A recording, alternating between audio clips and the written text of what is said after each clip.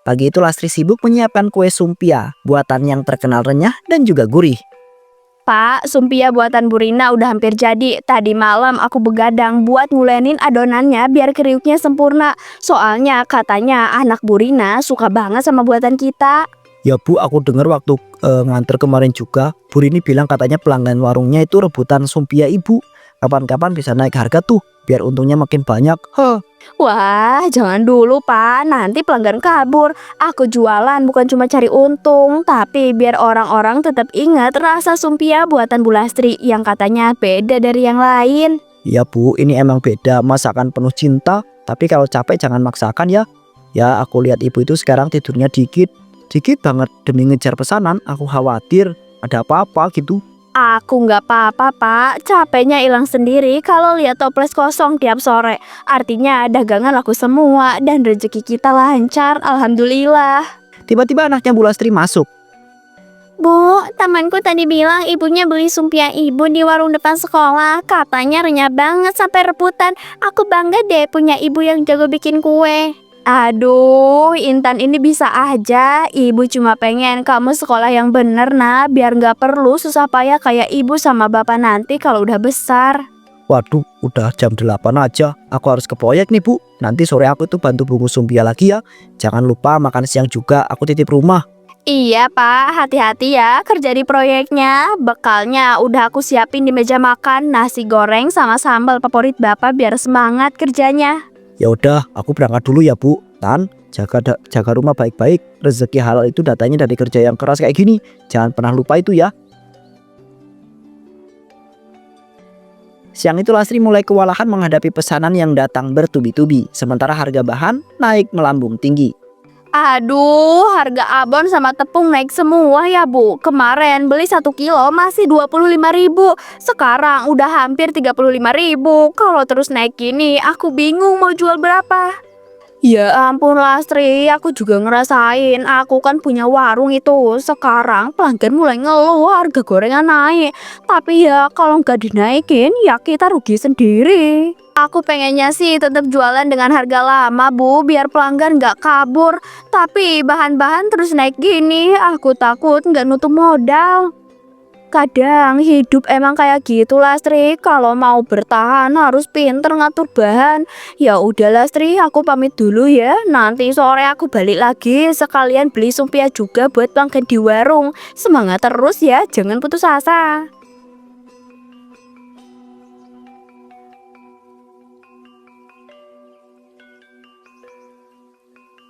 Iya Bu, sama-sama. 2 jam kemudian.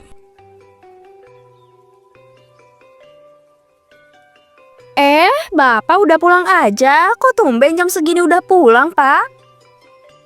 Ya Bu, pulang cepet karena tadi kata mandornya bahannya habis. Ngomong-ngomong jualannya gimana Bu? Ya begitulah Pak, bahan-bahannya masih mahal. Aku nggak tahu harus gimana biar bisa tetap dapat untung tapi nggak rugiin pelanggan. Bu, tadi aku dengar dari kuli proyek katanya banyak yang mulai pakai bahan campuran buat ngirit. Asal gak bahaya sih, lumayan hemat katanya. Aduh Pak, jangan diajarin yang aneh-aneh. Aku nggak mau ya, sumpi aku kayak gitu. Selama ini orang beli bukan cuma karena harga, tapi karena kepercayaannya juga. Iya, aku itu cuma nyebut aja. Atau aku itu tahu ibu itu orangnya lurus. Tapi ya aku itu kasihan juga lihat ibu tiap malam ngadonin sampai pagi. Hasilnya gak seberapa. Aku cuma pengen tetap jujur Pak, meski rezeki datangnya kecil, yang penting halal. Ya Bu, aku itu dukung itu. Tapi ingat ya, kalau hidup itu mulai menekan, jangan sampai ibu itu lupa caranya bersyukur. Godaan itu suka datang diam-diam loh. Namun pesanan sumpia abonnya malah semakin banyak. Aduh astaga, pesanan hari ini banyak banget Pak. Belum selesai bikin buat Bu Rini, udah ada telepon lagi dari pelanggan di pasar tengah. Aku sampai bingung mau mulai dari mana. Ya Bu, rezeki lagi deres nih. Tapi aku lihat stok abon udah hampir habis. Kalau pesanan tambah banyak, kita itu harus beli lagi walaupun harga itu naik. Iya, aku tahu. Tapi uang hasil penjualan kemarin aja baru cukup buat beli tepung sama minyak. Abon mahal banget sekarang, Pak. Aku takut nggak nutup biayanya. Bu, toplesnya tinggal segini. Tapi tadi Bu Rini udah minta dikirimin 2 toples lagi. Katanya pembeli di warungnya udah nungguin sumpia ibu dari siang. Aduh, gimana ya? Kalau nggak dikirim, nanti mereka bakalan kecewa. Tapi kalau aku paksain, bahan nggak akan cukup. Aku nggak mau ngecewain orang, tapi nggak tahu harus gimana. Bu, kadang kita itu juga harus mikir logis. Kalau nggak sanggup, tolak aja dulu. Nanti kalau maksa malah stres sendiri. Atau coba cari bahan pengganti sementara deh, asal nggak bahaya. Nggak bisa, Pak. Pelanggan itu percaya sama rasa sumpia kita karena bahannya asli. Sekali aku ubah, mereka pasti sadar dan nama baik kita bisa rusak. Aku tahu ibu itu kuat, tapi jangan lupa manusia juga punya batas. Jangan sampai karena ngejar pelanggan, ibu itu malah sakit sendiri. Aku cuma pengen usaha kecil ini tetap hidup, Pak. Tapi kalau harga bahan makin gila, aku nggak tahu sampai kapan bisa bertahan jujur kayak gini. Lastri berdiri di depan etalase toko bahan langganannya. Wajahnya tegang saat menatap label harga yang kini melambung sangat tinggi. Ya ampun, harga abon sapi naiknya segini banyak. Minggu lalu masih 180.000, sekarang udah 200.000 lebih. Aku bisa rugi kalau beli segini mahal. Iya Bu Lastri, harga daging lagi naik semua, jadi bahan olahan ikut naik. Sekarang banyak yang ngeluh juga, pesanan mereka pada turun. Aku nggak mungkin naikin harga sumpia, nanti pelanggan pada kabur. Tapi kalau tetap jual harga lama, aku nggak dapat untung sama sekali. Rasanya bener-bener serba salah. Permisi Bu, saya dengar ibu itu butuh abon ya. Kebetulan saya itu punya stok di luar. Kualitasnya bagus tapi harganya juga lebih miring daripada pasaran. Iya, saya emang lagi cari abon, tapi Bapak siapa ya? Saya belum pernah lihat sebelumnya di sini. Biasanya saya beli di toko ini aja. Nama saya Rudi Bu. Saya itu pasok ke beberapa pedagang juga. Abon saya itu kering, awet dan rasanya enak. Banyak yang bilang malah lebih gurih dari yang asli daging. Gurih dari daging? Maksud Bapak ini bukan abon daging beneran. Soalnya sumpia saya itu terkenal karena pakai bahan asli. Saya takut pelanggan nanti kecewa, Pak. Ibu tenang aja, bahannya tetap aman. Aman untuk dimakan kok, gak berbahaya. Tapi ya mungkin bukan daging sapi sepenuhnya. Harga cuma separuh dari abon biasa. Untung itu bisa double Bu. Setengah harga. Tapi kalau ketahuan pelanggan bisa repot juga. Selama ini saya bangun nama baik dari rasa dan kejujuran. Saya nggak mau hancurin itu.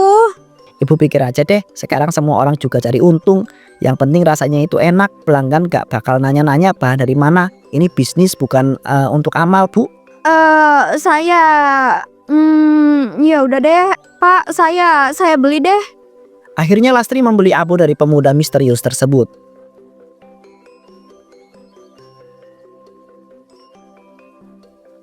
Di rumahnya Lastri malah semakin ragu dengan abon murah yang barusan ia beli. Ini kayaknya nggak bau aneh, warnanya juga mirip. Paling cuma abon sapi yang murah aja. Kalau buat campuran dikit aja nggak bakalan ketahuan kali ya. Warnanya sih mirip banget sama abon asli. Teksturnya agak kasar, tapi siapa peduli. Yang penting orang beli dan suka sama rasanya, bukan nyari tahu bahannya dari mana. Meja kayu berisi toples-toples sumpia tertata rapi. Wah Lastri, sumpia buatanmu ini makin lama makin enak aja ya. Gurihnya pas banget, dalamnya wangi. Pokoknya pelanggan di warung saya itu rebutan semua. Kamu pakai resep baru ya? Wah, alhamdulillah Bu Rini, saya seneng deh dengernya. Enggak kok Bu, saya masih pakai cara lama. Mungkin karena saya gorengnya sabar aja kali Bu, jadi hasilnya garing tapi nggak keras. Wah Bu, ini benar. Ini rasanya makin unik, gurih, beda dari sumpia biasa. Banyak ada rasa daging sedikit. Saya jadi penasaran isinya apaan sih Bu Lastri. Ya tetap abon Pak Joko, cuma mungkin saya campur bumbunya beda aja. Namanya juga kreasi rumahan, biar orang-orang nggak bosen. Kalau cocok, saya seneng banget loh. Saya itu heran Lastri, harga bahan sekarang mahal banget, tapi kamu masih bisa jual murah dan tetap enak gini. Jangan-jangan kamu punya supplier rahasia ya? Ah, enggak kok Bu, saya cuma pinter ngatur aja. Kadang saya beli bahan di waktu tertentu, pas harga lagi turun, lumayan hemat. Kalau jaling. Ya udah deh, saya tuh ambil 5 toples ya Bu Lastri. Istri saya di rumah suka banget. Kalau tiap minggu gini kayaknya saya tuh bisa langganan tetap. Wah, makasih banyak loh Pak. Saya seneng banget. Sumpah saya disukai keluarga Bapak. Nanti kalau Bu Rini mau tambah stok juga, tinggal kabarin ya. Saya siapin pagi-pagi biar masih fresh. Waduh Lastri, kalau begini saya bisa kalah loh sama kamu. Warung lain mulai sepi, semua pelanggan lari ke saya gara-gara sumpah kamu ini. Jangan-jangan kamu punya jimat dagangan ya? Aduh, Bu Rini ini bisa aja deh. Gak ada jimat-jimatan Bu, semua ya karena kerja keras saya. Namanya juga cari rezeki halal. Asal kita rajin pasti ada jalannya. Pokoknya Sumpia ini gak ada tandingannya. Saya tuh nggak tahu rahasianya apa, tapi tiap kali makan tuh rasanya beda. Kayak pengen lagi dan juga lagi. Iya Pak, saya juga kadang heran kenapa orang makin suka. Mungkin karena saya udah berani ambil langkah yang gak semua orang mau lakuin. 3 hari kemudian. Pagi itu warung Bu Rini penuh tawa dan juga suara obrolan. Sumpia Lastri jadi primadona. Ini Pak Joko, sumpia favoritnya udah datang lagi. Baru aja diantar Bu Lastri subuh tadi. Masih anget, kriuknya juga makin mantap. Cobain deh, dijamin lagi. Wah Bu Rini tiap beli yang satu nggak pernah cukup. Ini Sumpia siapa sih yang bikin gurih banget? Kayaknya gak pakai daging sapi biasa ya. Iya dong, itu buatan Bu Lastri dari ujung gang sebelah. Katanya sih resep turun-temurun, makanya beda dari yang lain. Saya juga tiap pagi pasti nyicip satu. Ih, saya juga mau dong Bu Rini. Kemarin saya teh beli 2 bungkus, anak saya sampai berebut. Katanya rasanya teh kayak ada bumbu rahasia, gurih tapi unik gitu. Nah itu dia, banyak yang bilang kayak gitu. Pokoknya sumpia Lastri itu beda. Saya aja kadang pengen pesan lebih buat stok sendiri di rumah. Soalnya cepet banget habisnya. Enak sih Bu, tapi kok yang sekarang agak beda sedikit ya rasanya. Kayak lebih amis gitu. Atau cuma lidah saya aja nih. Heeh, saya juga ngerasa Pak. Biasanya kan gurihnya tuh halus. Ini kayak ada rasa aneh nyelip di belakang lidah. Tapi ya masih enak aja sih, bikin penasaran malah. Walah, mungkin karena minyak gorengnya aja yang beda toh. Tadi saya lihat Lastri bilang dia lagi coba minyak baru. Biar hasilnya makin renyah, gak usah khawatir. Saya jamin ini aman. Iya deh Bu, saya percaya aja yang penting enak. Tapi kalau besok saya tuh mules, saya tuh balik lagi ya minta tanggung jawab Bu Rini. Wah, iya tuh. Jangan-jangan sumpia ini bikin ketagihan beneran. Bukan cuma karena efek. Bisa-bisa tiap hari saya teh nongkrong di sini di warungnya Bu Rini. Walah, kalau gitu saya tambahin stoknya double deh. Pokoknya selama Bu Lastri masih bikin, warung saya gak bakalan sepi pelanggan. Tapi beneran Bu, kasih tahu tuh Bu Lastri, kalau resepnya itu emang hebat, dijaga baik-baik. Jangan sampai ada nyontek atau ya malah nyelenahin bahannya.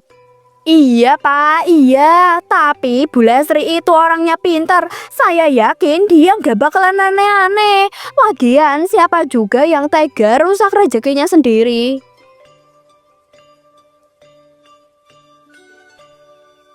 Wah, pesenannya makin banyak. Alhamdulillah, Bu Rini aja udah 3 kali order hari ini. Rudi gak salah sih, abon buatannya emang gurih banget. Bu, ini kabar dari grup RT, banyak yang keracunan sumpia deh. Banyak yang keracunan sumpia dari warung Bu Rini. Katanya ada yang muntah, ada yang pingsan juga. Ini gimana Bu?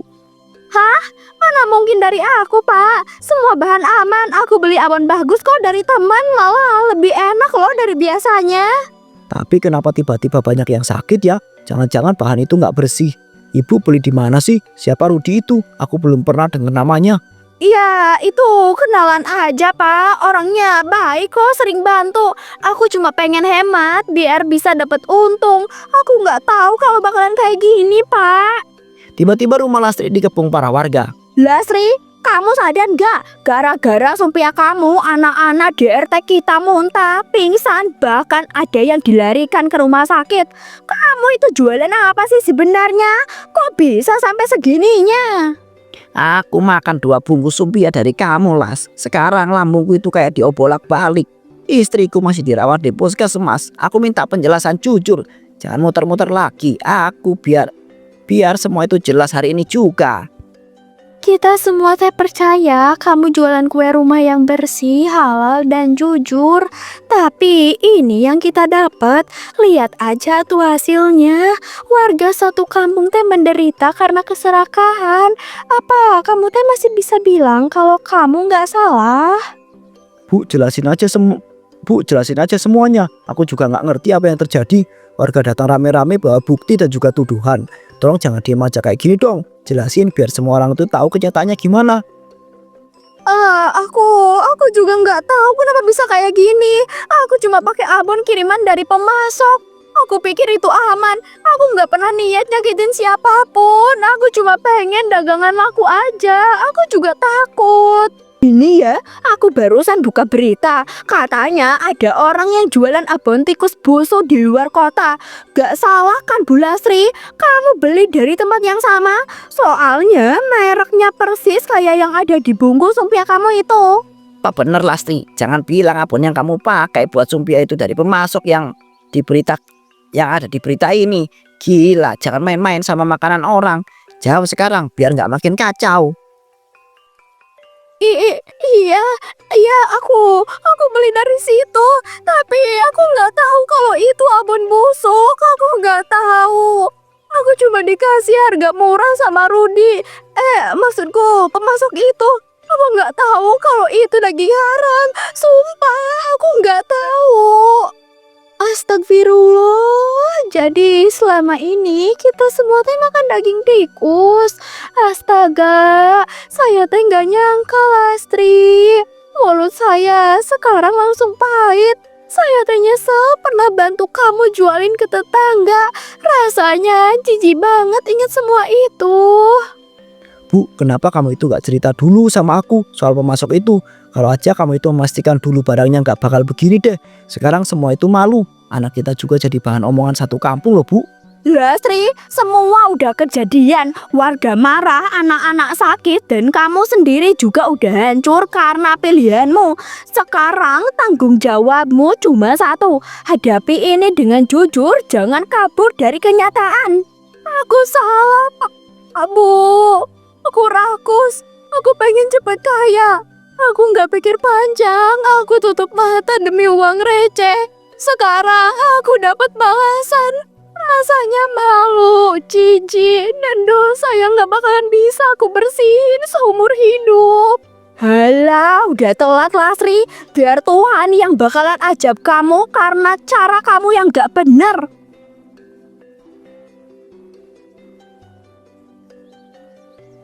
Tiba-tiba petir menyambar Lastri dan merubahnya menjadi sumpia raksasa. Nah kan, rasain itu akibat jualan curang. Makan tuh Adep jadi sumpia abon. Dan sejak saat itu Lastri yang berubah menjadi sumpia abon diabadikan warga menjadi sebuah monumen.